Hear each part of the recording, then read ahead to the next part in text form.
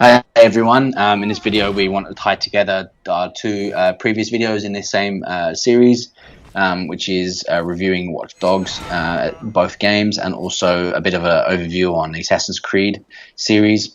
We already know they're both set in the same world, and we think a solution to both the games is to go full steam ahead and combine the two. One of the biggest issues we found and what killed off the Assassin's Creed as a creative exercise is the killing off of the modern day story. And one of the issues of Watch Dogs is probably slightly weak and underdeveloped characters and lack of sort of motivation and like actual character development. And we think that by bringing them both together properly, this is going to probably solve both issues. So here's a few ideas on what we have. That it's not really like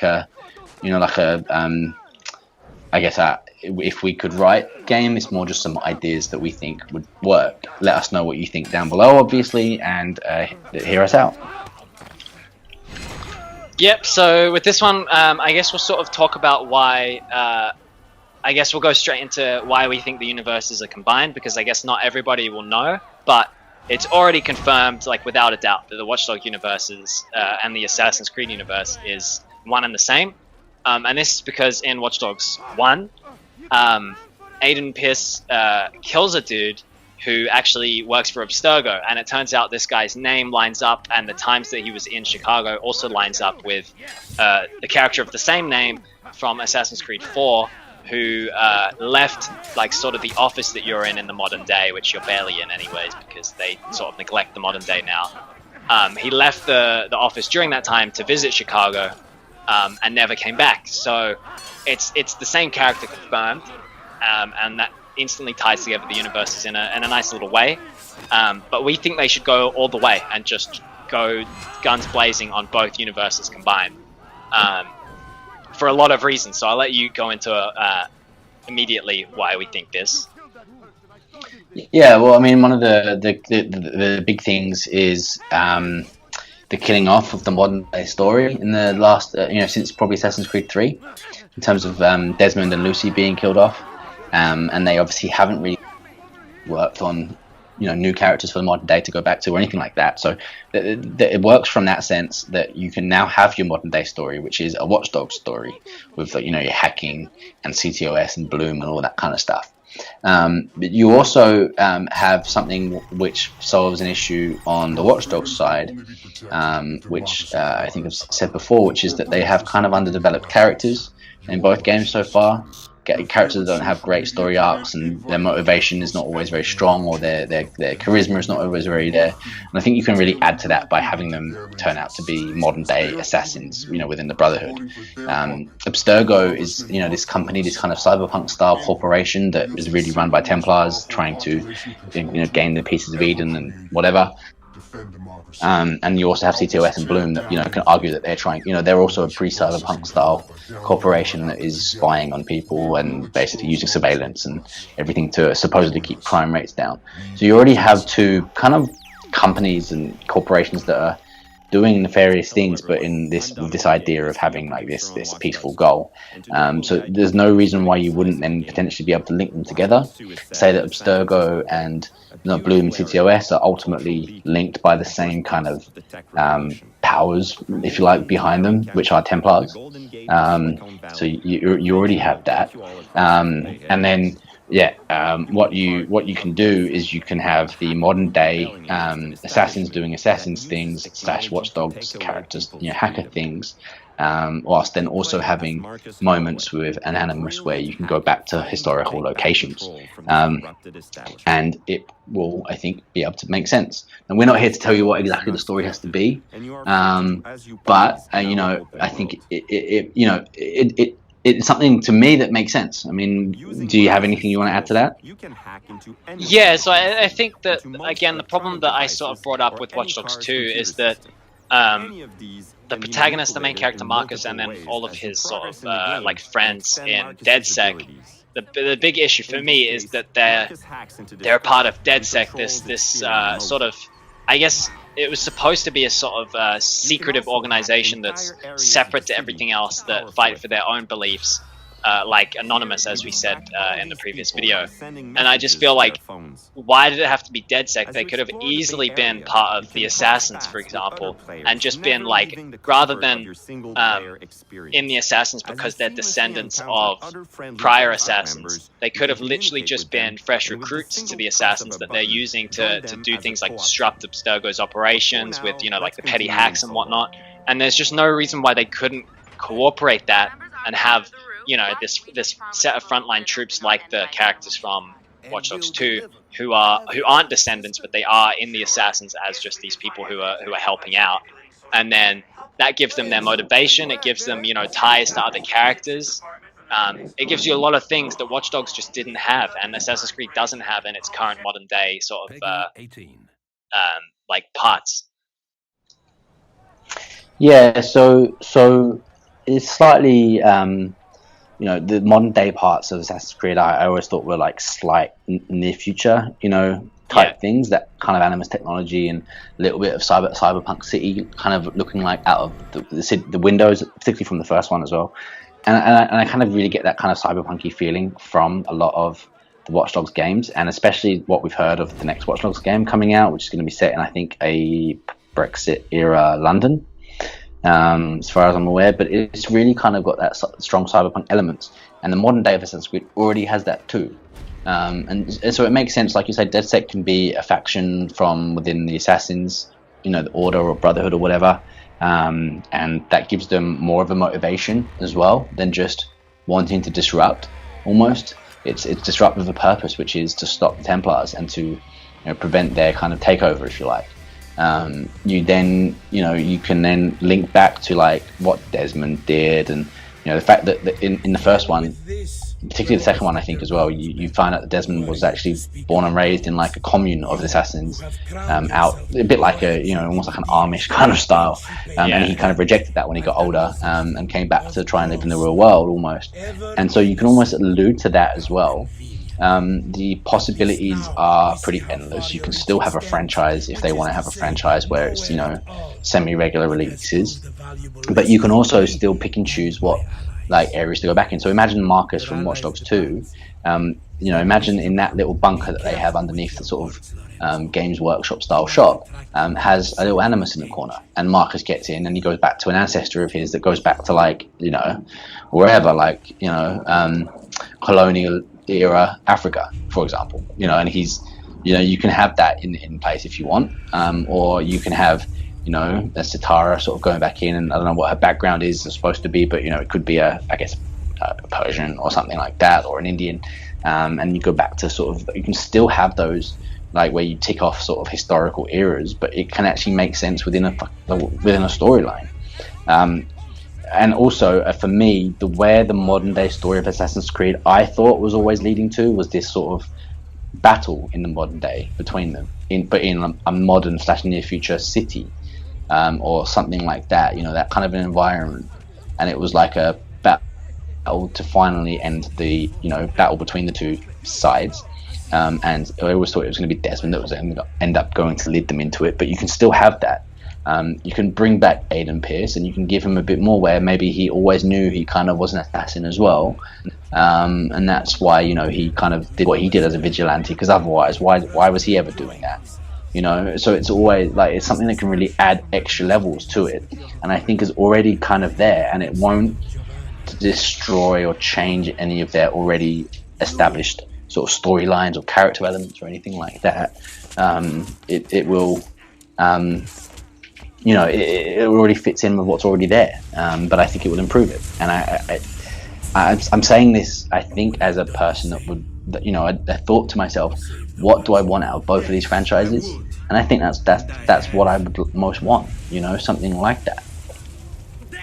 Yeah, and I think, just as another point, we've already got CTOS in Watch Dogs and Abstergo in Assassin's Creed that ultimately do very, very similar things. There is no reason why they couldn't just tie them together and say that CTOS is like a subsidiary of, you know, of Abstergo, and just tie them together that way and have it so that, you know, the people that the Watch Dogs characters have been fighting and DedSec have been fighting are actually the same as what the Assassins have been fighting, and then, you know, you could have some sort of, I guess, point where they sort of maybe not join forces, but sort of have an agreement where, yeah, okay, we'll let each other do what we want and focus on the same common enemy. And I think that was sort of it's almost like it's written there already, in my opinion. Like it just sort of seems like the logical 100%. next step, but they seem to have not want to do that. I mean, with Watchdogs Legion coming out soon, I think they just don't seem to see their own they don't seem to see what they can do with their own universe. I think what it is that they if I'm honest, I think what they're doing is they're trying not to let both franchises die, because neither of them, I think, are financially doing what they hoped anymore, especially Assassin's Creed compared to what it used to do. And Watch Dogs probably hasn't quite smashed it as much as they would have thought. But I'm going to tweet this at them, to be honest. I'm going to tweet it at their Ubisoft page. Whether or not they listen or not is up to them, but I'm going to talk to them in this comment right now. Is I think that you need to do this, and this is going to create or save both franchises and create a whole new one, because the possibilities are endless. Like I said, in terms of the characters that you already have in the modern world, having them go back to their ancestors, you can bring them to all around the world, all different areas, so you can always have that. But you also have a really cool modern story that makes sense in the Watch Dogs world that you've already created, and gives motivation to characters that don't really have, in my opinion, good enough motivation at this stage. None of them really did in the dead second Watch Dogs 2. And the motivation in the first one was okay for certain things. There was the vengeance motivation for Aiden and whatnot, but why was he doing it in the first place? We don't know that. We never really explored that. So how great would it be, to actually tie in some of that stuff together, and Aiden can even make a comeback. Imagine how cool it would be if you kind of start thinking, oh, it's just a run-in-the-mill Watch Dogs game, and then bang, he's actually got a hidden blade now. You know what I mean? How good would that be, in the modern day? I think that would work. So I would encourage any of you at Ubisoft, if you are listening to this, please consider bringing them into a crossover game and call it like, Assassin's Creed DedSec or something, or whatever it may be, Watch Dogs 5, the Creed, or something like that, that make it more obvious that it's a crossover, and just see what happens. I think you'll get a lot of good response if you do it that way. Yeah, and I think just as a final point as well, it would work perfectly for alternating releases. So you could release sort of the more modern day focused Watch Dogs continuation 1 year, and then have the other team do your Assassin's Creed more historical focused game the other year, and and with that alternating, they'll still be earning the profits that they're sort of looking for. And I think, as you said, I think they'll get a really good response from doing their series this way, and just having a more obvious sort of reference to one another, and just letting them intertwine a little bit. Like, there's no reason not to. Well, I mean, and just to kind of touch on that again, like, it breaks up the game in terms of it not being as monotonous, if you like, on the same thing. So you have natural breaks in each side. It gives you a whole host of new sort of characters and story arcs to develop, and it's already there. You've already done the groundwork in each game by setting it in the same universe and making it clear that it is. You've already got that as a setting. Just go full out on it, and there's still, in terms of historical periods, left untouched. There are still so many. Imagine like an Edo or Meiji period, like Japan, for example, feudal period of Japan, that you can do. You can do like Chinese, like Ming Dynasty or whatever you want to do. Like, there's so many eras across the world that you can go into, and I think for me, like, depending on how many you do, like, you culminate it with like a Sumerian period, like the original civilization that we know about on Earth. You can culminate it there. You know what I mean? There's also, that's where again, it began, there's that's no where it point. ends, you know what I mean? Yeah, and again, there's not even there's no point writing off periods they've already done.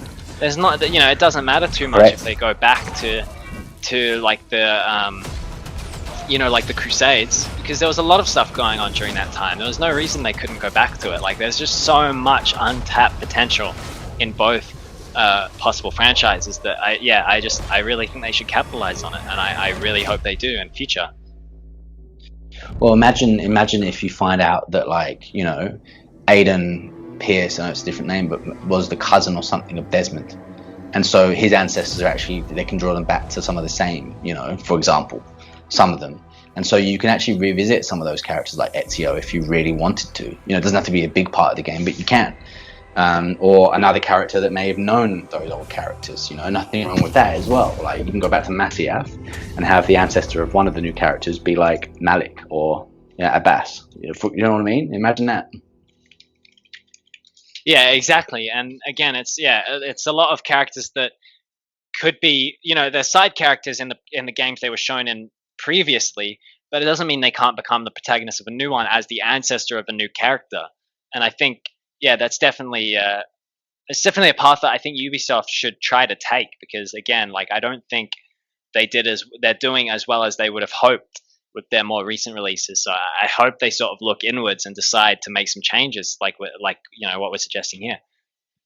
Yeah, well, and I think for me, it's also fulfilled the groundwork that they put into the first one in 2007, 13 odd years ago now, and actually have a modern day storyline with a point to it and with a culmination. And I think on that note of the word culmination, I think that I will tweet this at Ubisoft. Let's see if we have any response. But yeah, I mean, do it. Do it and then see what happens, because you're not going to lose out, I think, if you do it this way. Yep, and with that, that's basically the end of this video. Just again, a quick one, just giving our thoughts on this. Again, because we don't want to just criticize Ubisoft for some of their decisions. We really want to, we have had I think about it as fans of both franchises. So this is just what we would want to see as fans, not necessarily because we just hate everything that they're doing now. Like, because of course we still enjoy the franchises. We only don't like it because of how good it was before and how good it could be. Not if we didn't like it at all, we wouldn't be talking about it at all. So just remember that, like, when fans criticizing something, it's not generally because they don't like it at all. It's because they can see what it could be and are disappointed that it hasn't quite got there. Yeah, and that's, again, it's just from a place of us being fans and not from a place of sort of criticism. We're not trying to criticize Ubisoft with this video. We just really want to see both franchises go in a direction that we think would be, more beneficial than what they're currently taking it in. Absolutely. But with that, and you know what? Even if you don't agree with us, go and make it well, and you can prove us wrong. Exactly. Yep. So with that, thank you very much for watching. If you have any thoughts of your own, feel free to comment on this one. I'd love to see any different ideas too with this franchise, because again, there's so many different directions it could go. So definitely let us know, and we'll catch you next time for our next video. See you in the next video.